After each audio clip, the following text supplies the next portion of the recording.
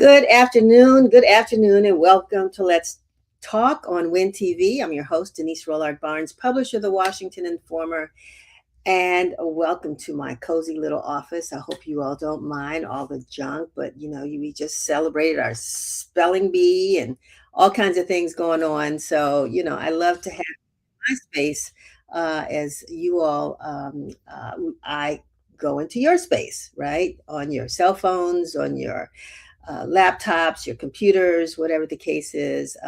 I welcome you, and I appreciate that you are welcoming me as well.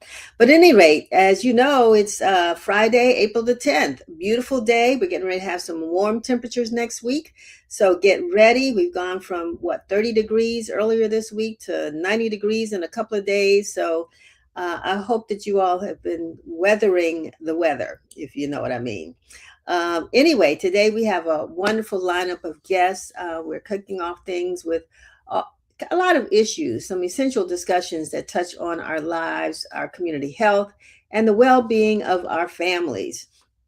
Joining us today is Emile C. Thompson, who is the chair of the Public Service Commission, to discuss the complexities of utility rates and how these rates are determined, their impact on our daily lives, and what consumers need to know to navigate this crucial aspect of public service. He will also talk briefly about clean energy initiatives. We all are kind of like, I don't know, scratching our heads and wondering where we're going to get the money to pay these electric bills, to pay gas for our automobiles. The summer's coming. We don't know what those rates are going to be. Public Service Commission has really nothing to do with water bills, but that I don't think. Now, Emile will correct me on that. But even the water bills are going up. Everything is going up except our salaries. So anyway, we're going to talk to him to see how the Public Service Commission is addressing that, and to answer any other questions that Emile is prepared to answer. And then next week, we're going to bring awareness to Black Maternal Health Week, which is coming up. I should say next. We're going to bring, it is next week. Black Maternal Health Week is next week. It begins tomorrow, April 11th through the 17th. And so today we're going to talk about Black Maternal Health Week. And we're going to be talking to John Wiley, who's the community representative and designer for Wellpoint, kind of discuss their work with a few community partners to expand access to care and support underserved populations, particularly in areas like maternal health and infant health. And then finally, on that same topic, Jaren Hill, chair of the Ward 8 Health Council, one of the Wellpoint community partners, will be with us to discuss some of her organization's initiatives.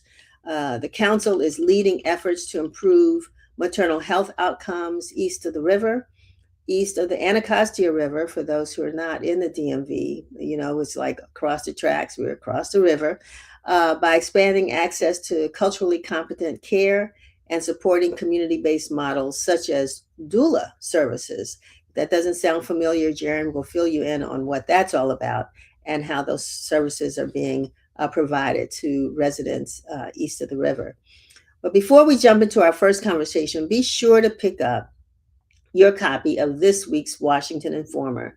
It's on newsstands near you, but if you can't get a printed copy, you can pull up the digital edition online by visiting our website at WashingtonInformer.com. It's really simple, WashingtonInformer.com, one word, and that's in front of you. And that way you can get a copy of the digital edition, but you'll get so much more of the news we've been covering throughout the week.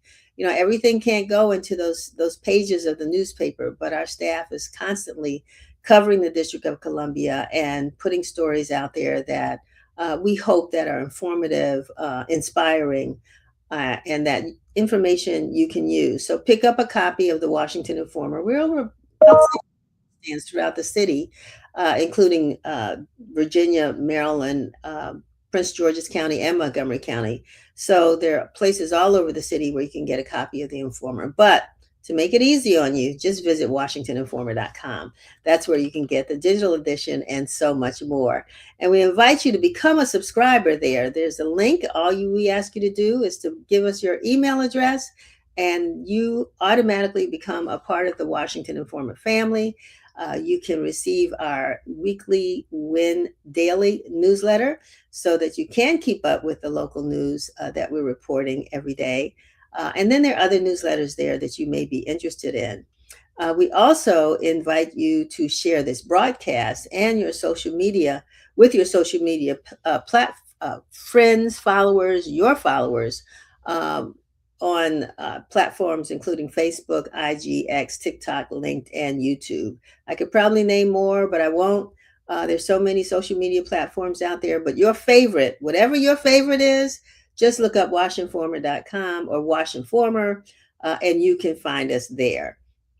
You can also subscribe to our YouTube channel at Washington Informer TV. Just one word, Washington Informer TV. There's so much there that you can see. I'm just, I feel excited to be able to talk about all the stories and great news that we've been doing over the years. You know, the Washington Informer is now 61 years old, but every week our fantastic staff is out there trying to cover the news and to make sure that you're informed and to give it to you on all platforms so you can see all of our former videos, including this show, at Washington Informer TV. So check it out. Check it out. We're going to move on and get into the topic of our program today. So joining us now is Emile C. Thompson from the Public Service Commission.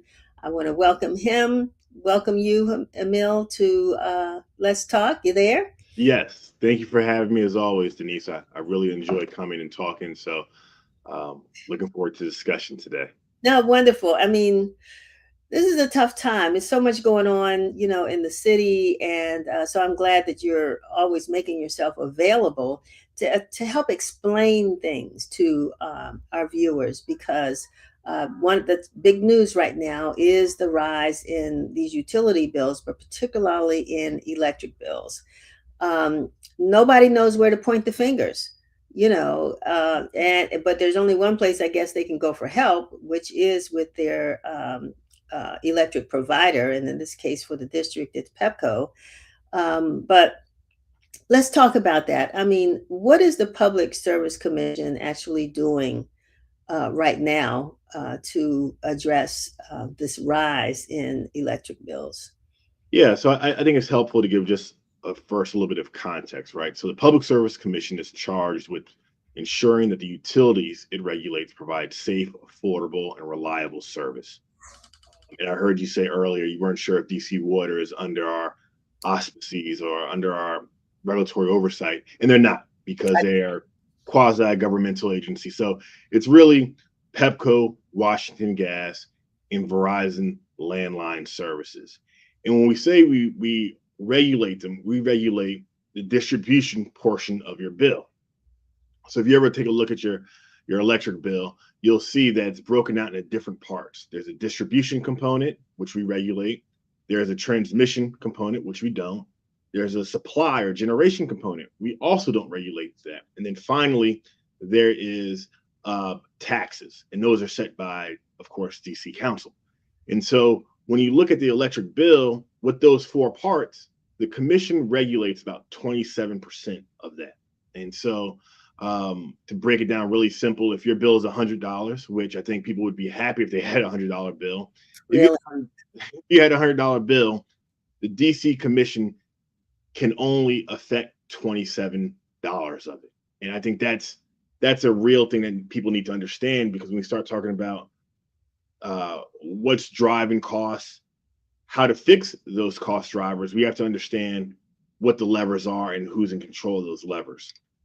And so, again, the commission controls 27% of it. And the way that we set that 27% is one of the utility, so Pepco will come to us and ask us for a rate increase. And we'll have a very complex, basically court case with the Office of People's Counsel. Sometimes you have the Sierra Club involved. You'll have District Department of Energy and Environment, the federal government, because they are a huge energy user in the district. You'll also have AOBA, the Apartment and Office Building Association, and they all come in and they're all challenging how much Pepco says they need in order to recover Um, they recover the cost that it takes to build infrastructure throughout the city, whether it's the lights, the poles, the workers who come to your house to check the meters, what have you. And then ultimately, the commission comes to a decision on those costs, and we issue an order. And that's how they're able to charge for that 27% of the bill. The largest part of the bill, which is 58% of the bill, is a generation supply.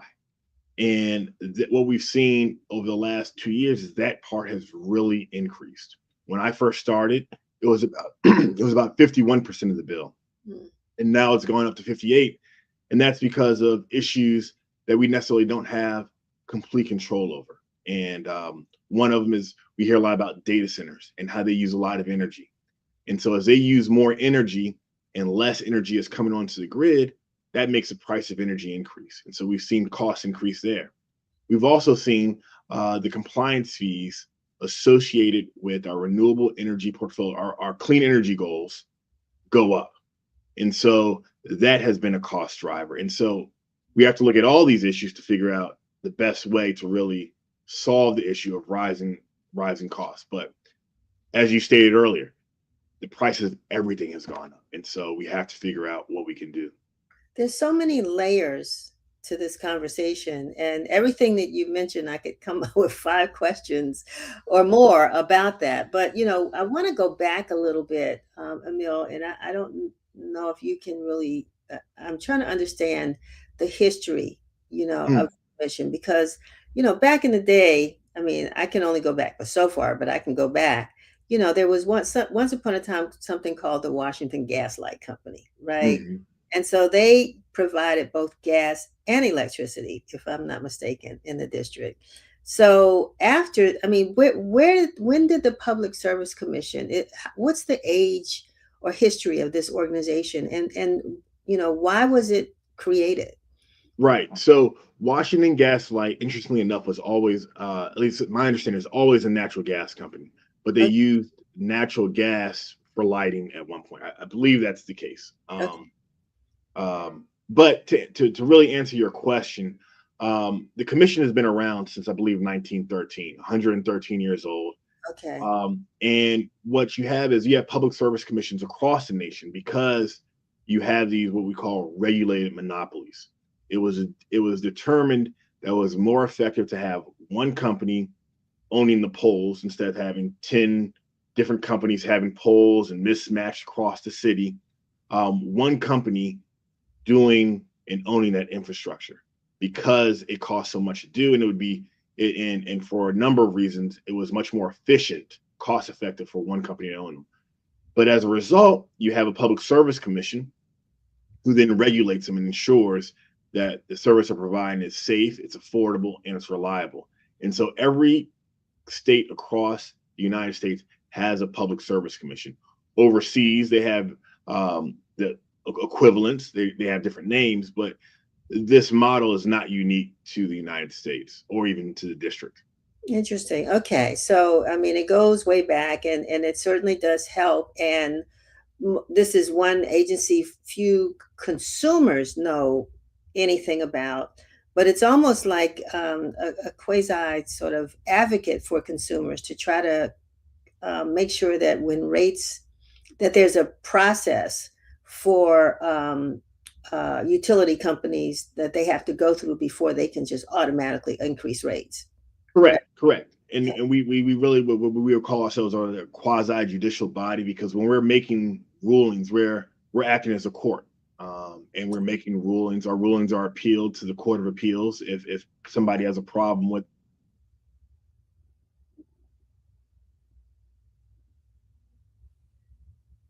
Well, speaking of problems, I'm thinking we're having. Are you there, Emil? You there? Sorry, I think yes. Can you hear Yeah, me? we lost you for a second. You said if you have a Okay. problem, I'm like, oops, I think we have a problem. But go ahead. sorry, sorry. We operate as a court, a quasi judicial agency. We make rulings. If people don't like our rulings, they can appeal to the Court of Appeals. And then we have parties that come and argue before us. So the Office of People's Counsel represents district residents. Okay. You'll have the Sierra Club who comes and represents the environmental advocacy, and then you have different groups that represent their respective constituencies. So, with this increase that people are experiencing, particularly in the electric bills, was this something that the Public Service Commission kind of knew, ahead of time that stuff I'll say was going to hit the fan pretty soon, and residents were going to be up in arms? I mean, did you know that this was coming? And So what? so we knew about some of the general trends that were coming, right? So we knew that because of data centers, electricity on the supply side was going to go up. We didn't know the magnitude. We knew certainly that the compliance fees, as we get closer and closer to our clean energy goals, are going to cost more and more each year. With respect to data centers, we sent letters, we issued press releases, but I know that sometimes that does not get to everybody, right? We sent letters to the council saying this is happening. We put press releases out saying that there are going to be increases. But also what we know has happened is December, January, and February were much colder, and the usage of electricity was much higher than the preceding 3 years. And so it's almost like you just layer event on top of event on top of event, and it creates a perfect storm for somebody opening their bill and saying, wow, my electricity has really increased. What's going on?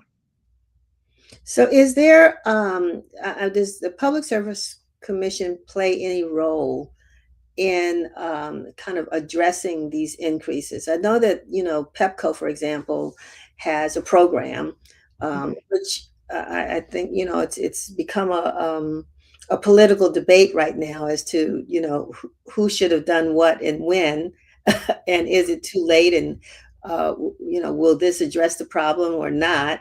But does the Public Service Commission offer any kind of support to residents in a situation like this?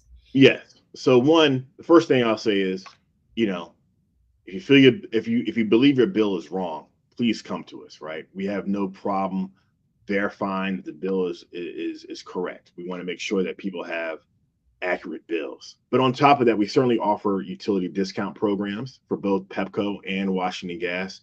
Now, here's the trick. We only offer discounts for the part that we control, which is 27% of the bill. Now, if you qualify for one of these discount programs, you get a discount on that 27% of your bill, but there's still the other 73% that has to be paid. And so what we've started trying to do is engage, because it's not something, again, that we necessarily control, but there are different levers throughout the city we can try and work with our partners, whether it's the council, whether it's what's going on at the grid at large, to try and figure out solutions for the other part of the bill. Because without fixing that part, that 27% is only 27%. And so it really takes a holistic approach, and it's not just the commission. But again, to answer your question, we have the utility discount programs. We want to get people enrolled in those who qualify, 80% of the area median income, and really get them enrolled and get at least some assistance. DOEE also has a LIHEAP program, which provides payments and also can offer people access to community solar and solar for all, which will help on that other part of the bill that the commission does not control. It's interesting because I think the district was really aggressive at one point. The whole nation was, in dealing with alternative energy sources. And then we had a presidential election, and I won't go any further. But as a result, it doesn't seem to be as big a push on some of these alternative sources. And now we're in a war, right? Right. Which is also having an impact on costs. Yes. But you talked about the goals. What did you call them? The clean energy goals. Yes. Energy goals. Tell us a little bit about that, because evidently that's still going to impact prices. Correct. Okay. Mm-hmm. So in DC, what we say is that by 2032, all electricity is going to come from renewable sources. and that by 2041, 15% of the electricity will be generated from within DC. So to incentivize, to encourage that adoption, we have compliance fees. And if you don't meet your targets, you have to pay this compliance fee. Because there's a compliance fee, trying to explain this as simple as possible, but because you have these compliance fees, to get the renewable credits, the price of the renewable credits go right up to the compliance fee. So the people who provide the electricity have to either buy the credit or buy the compliance fee or pay the compliance fee. And then that gets passed back through customers as part of the bill. Part of our analysis has shown that 15% of your electric bill is due to compliance with the clean energy goals. And so that's, again, not something that's set by the commission, that's set by the council. And, you know, one possible idea there could be, we don't have to go back on our goals, but maybe we change the compliance fees, right? And therefore the compliance fees aren't as high. So that if we're not making them, it's still, we're still trying to move in the right direction, but maybe compliance isn't as costly, thereby providing some savings to customers. But that's a conversation that has to be had at a larger level with all the relevant stakeholders in the room. Yeah, it sounds like one day we here at Let's Talk need to have maybe yourself or someone from, you know, the utility company or somewhere and just look at a bill. Yeah. And go through each. You mentioned, you know, if you feel like if your bill is incorrect, well, a single person living in a house who's used to paying $150 a month now is being charged $400 a month. Right. Of course, they're going to think their bill is incorrect, but they won't know what part of it is. Is it the 27%? Is it the 57? Is it the, you know, all the different things that you're mentioning? And for us to be able to understand, and I'm saying us because we're all impacted, including you, right? Oh yeah. Unless you know somebody and no. They might be charging me double. I don't know. So, you know, just to be able to, because I mean, we all can't come running to your door and saying, you know, my bill is wrong. I've been living in the house, I'm using the same utilities, and now I'm paying $200 more, right? So, you know, really understanding what this bill means and how we can monitor it better.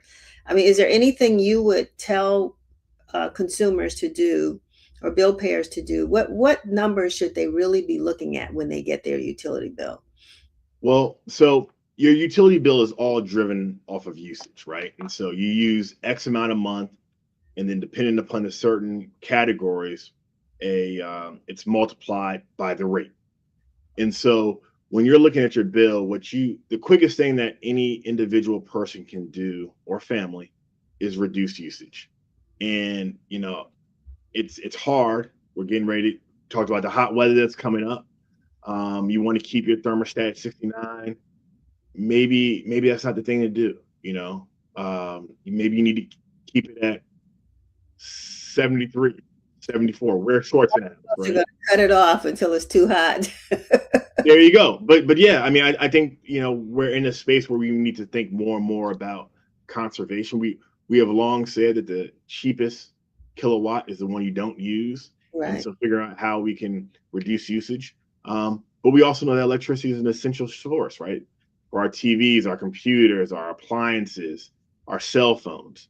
And so trying to figure out what that right balance is. There's also energy efficiency, a lot of energy efficiency programs in the district. DCSCU has some wonderful rebate programs around weatherization. We do a lot of work around weatherization in a couple of months. I think next month, maybe we may be kicking off our Summer Ready, where we give our weatherization products that help with energy efficiency. And so I think the quickest things are reduce what you use, figure out energy efficiency programs you can enroll in. And then if you are able to qualify in terms of one of the discount programs, certainly do that. Utility discount programs, there's some senior programs. And all those can be found on our website at dcpsc.org. Okay, I think we're going to put that up, Okay. dcpsc.org. You got it. You got Okay. it. Now, two more little questions before we go, and I really appreciate you taking this time with us today. One, April 22nd is Earth Day. Yes. And we really celebrate Earth Day here at the Washington Informer. We do a special issue, and thank you Hmm. for participating. But what is the commission doing? How are you all acknowledging Earth Day here? And is there anything folks need to look out for? So we don't have a special Earth Day program, but I would say, Earth Day is something that's certainly intricately intertwined with what we do, right? So when we start talking about our renewable goals, right? Clean energy goals, that's about preserving the earth. And so we do a lot around ensuring that solar panels, solar facilities can interconnect in a timely fashion. So we reduce some of our dependence on fossil fuels. We're also having in May, and I'm not sure if we reached out to you yet, but we're having an affordability summit. And part of that affordability summit, we'll be talking about the intersection of sustainability and affordability and how we can really bring those two together so that we're not creating unintended costs, but also preserving the earth. And so would love to certainly engage with you more on that and make sure you guys have that information. But we certainly believe Earth Day is very important. Yeah, I would love. Yeah, we look forward to covering and participating and announcing, what you all are going to be doing. I think back, a lot of times people used to say, this whole Earth Day sustainability thing was not something that we, as Black folks, really cared Mm, about. But I always call us, the original protectors of the earth. That's yeah. why our skills and everything else was so valuable because we understood nature and Yes. how to make it work for man. But a lot of that we've forgotten now that we're city dwellers. We want air conditioning all the time. Yeah. Government buildings are the coldest buildings I've ever They seen. are. They I are. don't know if they're gonna, if are they gonna be cutting their bill thermostat? Well, I know the mayor this morning talked about her budget, and one of her cost pressures are utility bills, just like Yeah, everybody else. And so I'm sure that's part of the discussion. yeah. And lastly, the you talked about the data centers. We don't have any in the district, do we? We do have a few actually, very small, not the big energy consumers that you hear about in Loudoun County. Right. But what happened? The way energy works, at least in DC, is we don't have any power plants, and so we get our electricity from a regional grid that's about 14 states. So sometimes we're getting electricity from Virginia, sometimes it's Pennsylvania, sometimes it's Ohio, West Virginia, Kentucky, because we're all part of the same grid. And Hmm. so what happens in one state in this region affects all the states. And so that's a whole nother discussion topic. But I'm sure. that Yeah. yeah, that's the quick answer to the data center and how it affects us because we're all pulling from the same place. Right. I mean, we hear about the fights that are going on, like in Prince George's County, what they're trying to do to Yeah, reduce the data centers there and the impact that it's going to have. But it's already impacting all of us. right, right, right. Okay. Well, Emil, I want to thank you, for taking this time. I hope that you've Pleasure. answered some questions that consumers are having. Again, give us the contact information if folks want to come to you all directly to get Yeah, more information or answer questions. dcpsc.org is the easiest place always to just come to us. It has all of our information. It actually has a lot of great resources. You can also, let me see, you can also call us. I know not everybody wants to get on the website. You can call us. Our number is 202-626-5100. Okay, let me get you to repeat that one more time. 202-626-5100. Wonderful. Okay. All right. There we go. That's what I wanted to. That's what I wanted to say. All right. Well, you have a wonderful weekend. Thanks a lot for being with us, and know that the door is always open because we want to keep folks informed and to help them to understand what's happening with these utilities. So I appreciate your time. Always. Thank you so much. I appreciate it, Denise. All right, Emile, take care. Bye bye. Bye bye. So yeah, I don't if you all are having questions and you don't want to, don't feel comfortable calling or what have you, send us an email at news at washingtoninformer.com. We really do want to hear how these increased utility rates may be impacting you, and finding out what's helping you. It's something, that we all should be concerned about. We're all impacted. And so that's why we want to make sure that we bring these experts on the show to come up with the answers. But if you didn't even hear an answer that will help address your problem, email us again at news at washingtoninformer.com, and we will work on getting a response for you. All right, let's move on. I am really excited to meet and to have a conversation now with John Wiley, who is the community representative and designer of Wellpoint, DC. John, welcome. Hi, how you doing today?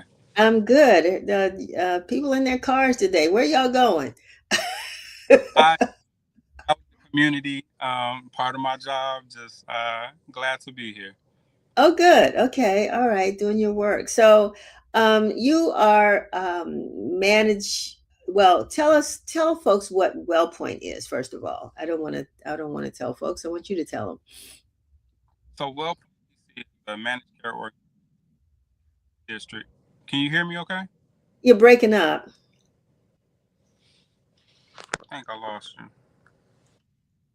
Can you hear me? Yeah, I can hear you. Just breaking up. Can you hear me? Hello, hello, hello. It's slow on my end. It says.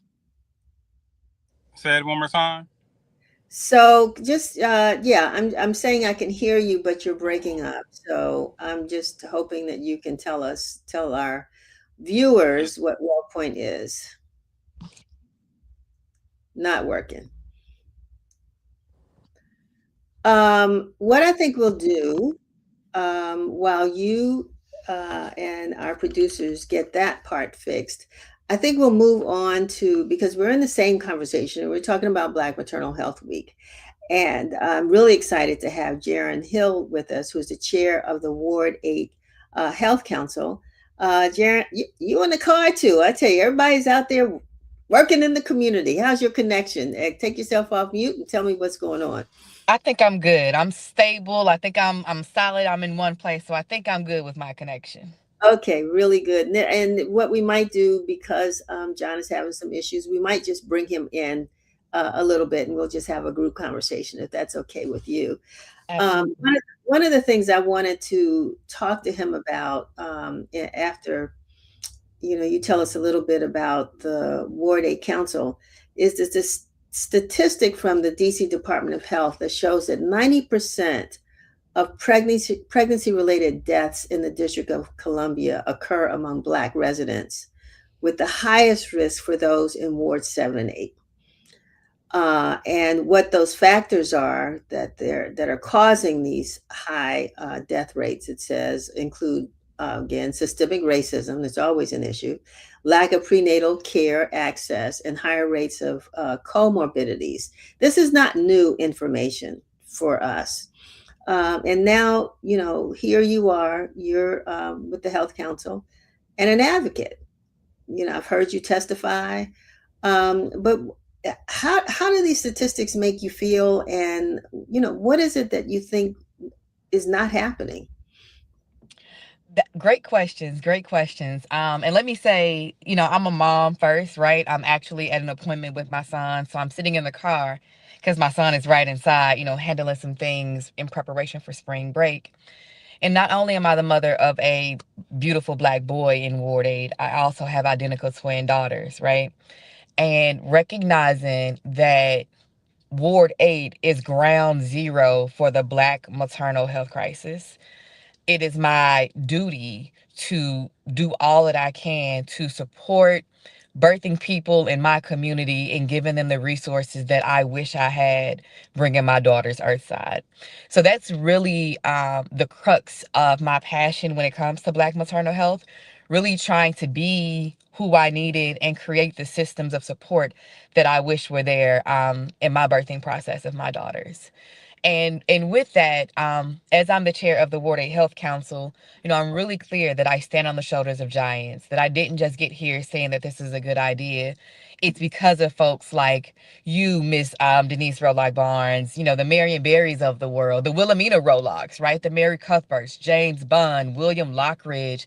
There's so many people who laid the foundation for me to be able to step in and do the work that I do, specifically with the Ward 8 Health Council, to really advance the health and well-being of Ward 8 residents in collaboration and community with anyone who's really willing to step forward and say that we're going to prioritize our health and well-being, whether that's residents, providers, advocates. Together, we're all really trying to co-create solutions to drive systems change, particularly for, our mothers and birthing people who need it the most. So, I mean, this statistic, I mean, I think everybody probably has a story, not everybody, but a lot of mothers in the area and dads probably have stories about what's happening with maternal health in the ward. But and negative statistics, we just talked about those. But what is the council doing? What are some of your initiatives to really address this issue? Great question. I'm really excited to share more work about what our maternal working group has been doing. Our maternal working group is co-chaired by an amazing doula by the name of Crystal Jackson. I call her the most effective doula in the DMV. Not only is she And helping tell to folks what a assist. doula is, because a lot of people, I mean, it's a common term now, but there still may be folks out there that say a doula. What is that? Great question. Great question. So a doula is a person that is an advocate for the birthing person, right? Hmm. Point blank, they are there to support and advocate for the support of the birth and support the birthing person. Recognizing that your healthcare team, the medical team, whether that's the OBGYN, the midwife, the nurses, the pediatricians, they all have their respective jobs to do, right? Take care, get the baby out or, whatever it is that they're responsible to do.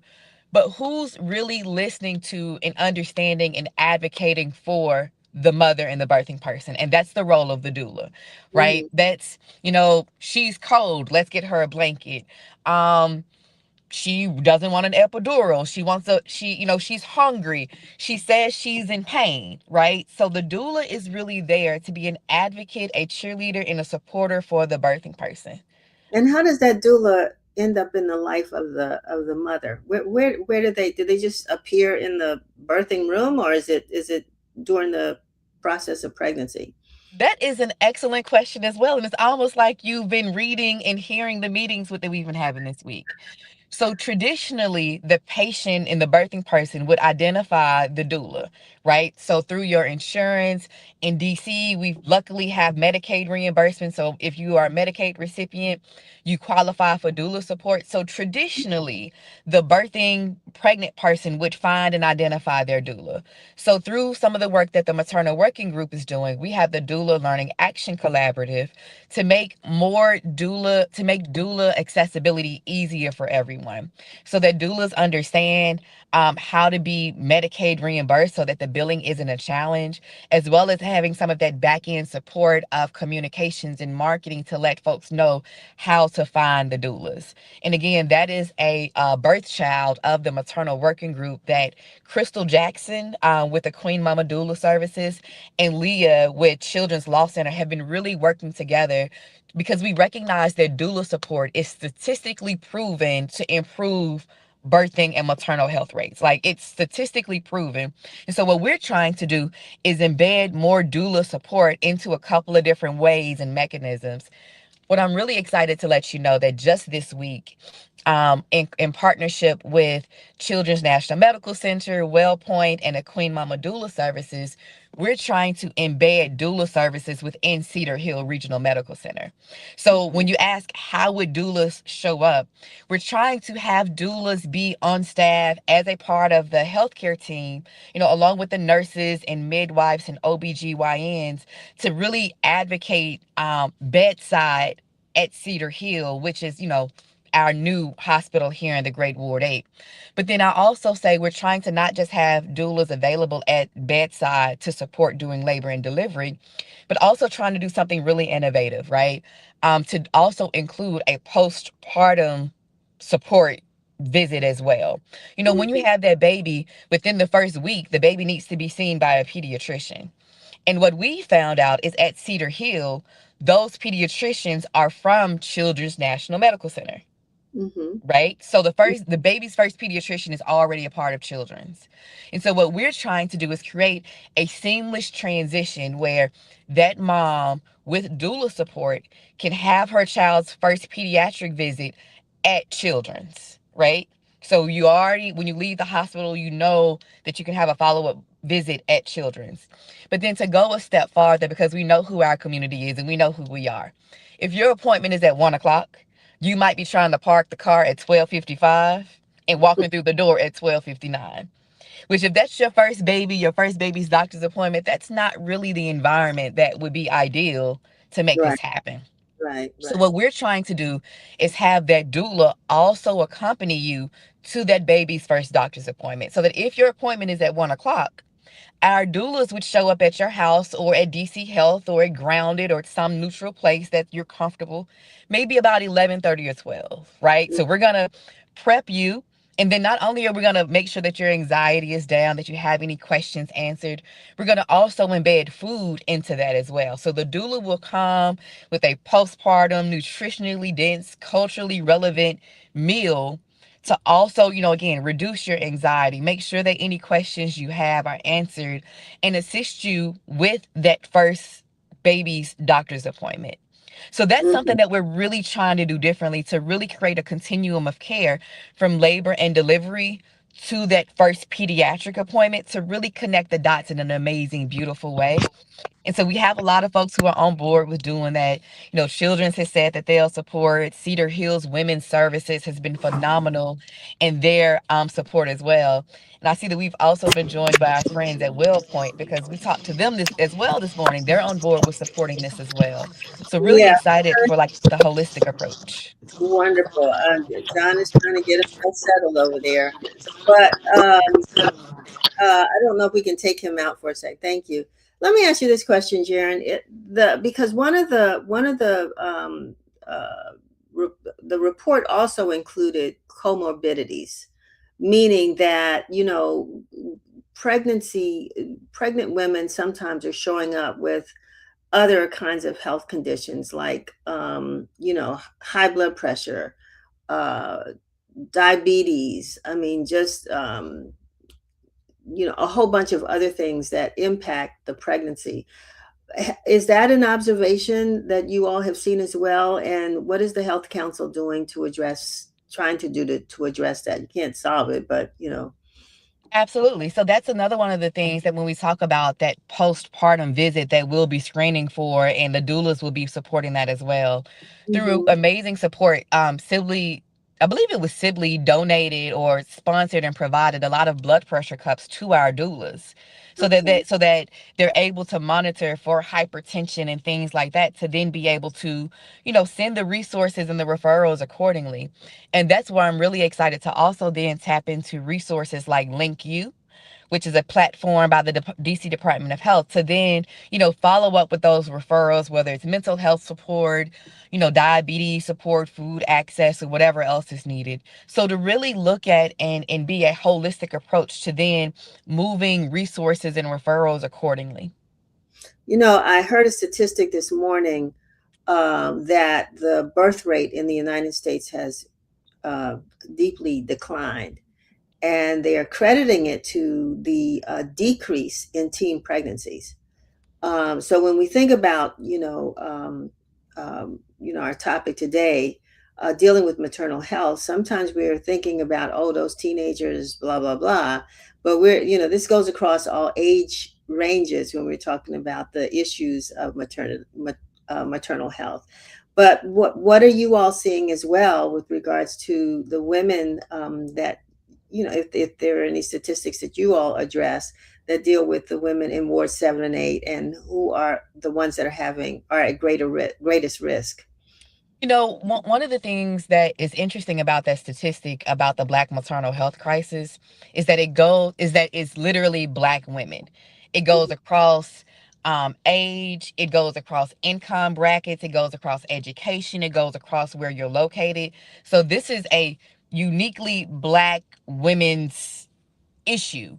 But then what we also recognize is that we have the statistics to support the data around the maternal health, labor, and delivery because of you may remember maybe like 20 or 30 years ago, there was a really big infant mortality push, Right. right? Like, and once we solve for some of the challenges of the infant mortality, right, we then were able to shine more of a light on the Black maternal health crisis, which then, you know, directly ties to the infant mortality rate.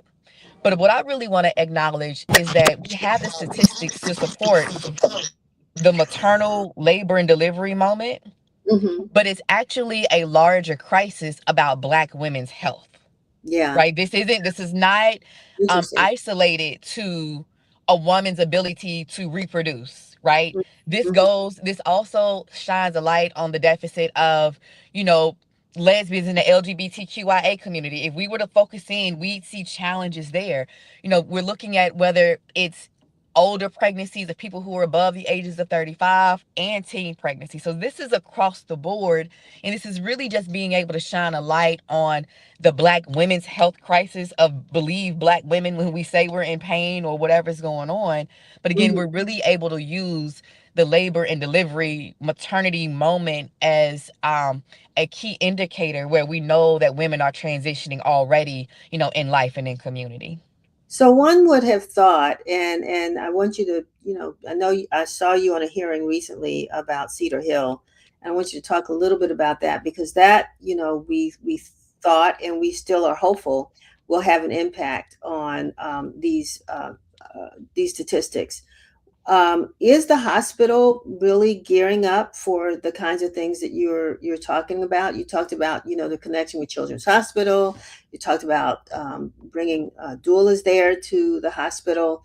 Because before, women had to leave the ward to go and have their babies, right? They had to go across the river to have babies. So what's happening now? What's changed, if anything, or what's changing?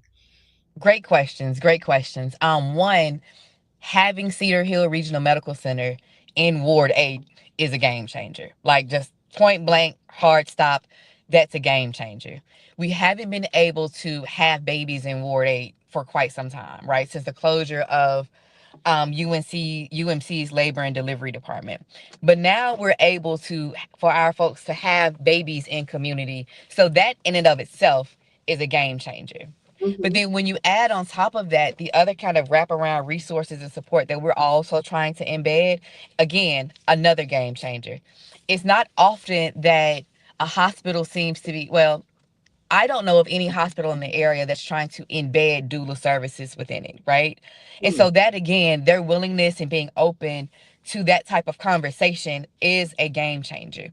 And then I'll also add on top of that the pediatricians at Cedar Hill are children's doctors, right? Hard stop. Those pediatricians come from Children's National Medical Center. So again, if we're talking about wraparound embedded services, we're really trying to do something different and unique in Ward 8. And what I will say, I know that there's been a lot of conversation, a lot of bad stuff, a lot of bad press going on, right? I ask folks to give us grace because, one, we've never built, like, the folks who built this hospital have never built a hospital before. We didn't know what we didn't know until we didn't know it. Not that that's an excuse, but I'm very much understanding that there's some things that we just didn't know. And then But I for also, I just want you to clarify, because you're talking about the hospital in the excessive terms. So you, for disclosure, you also serve. Do you serve on the board of the hospital? Yes, for disclosure, I do serve on the board of the hospital, but I am not an officer, right? Right. So I am on the board as a community representative. Okay. And I am always trying to advocate on behalf of Ward A residents and make sure that our health and the promises that were made to Ward A residents, remains true, regardless of the new people who are sitting in the seats. Okay. I am, just real excited about this conversation. I'm sorry that John was having, technical problems, and we'll get him back on soon. But, you can probably answer one of the questions I was going to ask him, which is, for this Maternal Health Week, April 11th through the 17th, is there any activities that you can share that folks need to, might want to participate in or join? Absolutely. It's a community baby shower happening. We're really excited for the community baby shower that's happening. There we go. It's on the screen. Yeah. April 13th, right around the corner. Didn't say I am a Ward 8 resident, a proud Ward 8 resident. And at Community of Hope, Wellpoint is hosting a community baby shower. We're really excited for what this means in community. It's going to be diapers, pregnancy resources, food, giveaways. Really, really excited to kick this off in the Great Ward 8, specifically the Bellevue community, with a number of community partners coming out to just make resources available to our folks and our birthing people. That's going to be, we'll give the address out there for Atlantic Street Southwest for Absolutely. Okay. Okay. So that's in Southwest, right off of South Capitol Street. For folks that don't know, it's Mhm. at Community of Hope, four Atlantic Street. It's not too far for some landmarks from the Auto Zone on South Capitol Street. If you're familiar with the old Good Food Market, the Lockridge and Bellevue Library is right there on the corner. So it's right there on Atlantic Street, right off of South Capitol Street in the Great Ward 8, hosted by, in collaboration with Community of Hope. Now, is this open to everybody? I mean, who would want to come? This is open to everybody. This is any mom, any birthing person. Come out and see what the resources are. If you've recently had a baby, you can come on out. If you know somebody that has a baby, come out and find more information, more resources. We'll be out there in full force celebrating our new moms and our newest members of the Great Ward 8. Wonderful. That's fantastic. And lastly, I mean, as far as the council is concerned, I know that you all hold monthly meetings. Talk about that. What happens at those meetings, and is the public invited to attend? Absolutely. The public is invited to attend. We meet the third Wednesday of every month. So next week we'll be meeting again. We meet from 10 to 12 and our locations vary. Traditionally, we're hosted at the University of the District of Columbia, the old Congress Heights School, 3100 MLK, right at MLK in Alabama. When we're not at that location, we're at the DC Department of Health over behind the big chair over on Shannon Place. For anybody that wants to find out more information, please go to ward8healthcouncil.com. Okay. All right. Good. Good. Jarren, you're full of information, full of positive information. And in the words of our late leader, Reverend Jackson, we say, keep hope alive. I hear a lot of hope in your voice, and that we will be able to talk one day about a statistics that's completely different than the one that we opened up with. I think that I'm going to assume that's your mission. Absolutely. Absolutely. I want to make sure that if my daughters choose to have babies in the Great Ward 8, that the reality that they're birthing into is different from the one that they came into. Wonderful. Thank you so much for being with us. Have a great day. Thank you. All righty. And thank you for being with us today on Let's Talk. We've had some enlightening conversations with the Public Service Commission about the critical issues surrounding utilities, and we've explored the vital work being done by, at least the event being done by Wellpoint. We'll get them back on again to talk about some of the other initiatives that they have, and also the Ward 8 Health Council. All of that addressing Black Maternal Health Week, April 11th through the 17th. We encourage you to stay engaged, whether it's by reaching out to your local representatives about utility policies, or sending us an email at news@washingtoninformer.com. If you just have questions that you want us to forward to some of these folks, we'll be glad to do it. And by supporting organizations like Wellpoint and the Ward 8 Health Council. Those meetings are open to residents. So I hope that you will join and become a part of the solution to the really to many of the issues that we have, that people are having in the community. But we always say the answers to, or the solutions that we're looking for, we already have. They're within us. So all of that will help us to make some positive outcomes, some positive differences in the communities in which we live. Continue to watch Let's Talk, advocate, and support each other. Next week, we're going to have our monthly Reporters Roundtable. We want you to join us. We're going to be talking about some of the hot issues that are affecting our community. Our reporters, Sam Collins and Stacy Brown, and our editor, Misha Green, and Jada, all the team will be here to talk about the stories that we've been covering over the past month, and maybe our predictions about things that are coming up, particularly as it relates to the upcoming DC elections. There's a lot going on. The debates and the community forums are heating up. So there's a lot for us to share with that. So with that, I'm going to say thank you very much again for joining us. And we will see you here next week. Have a wonderful weekend. And I don't know whether to tell you to stay cool or stay warm, but whatever, just stay well. Take care.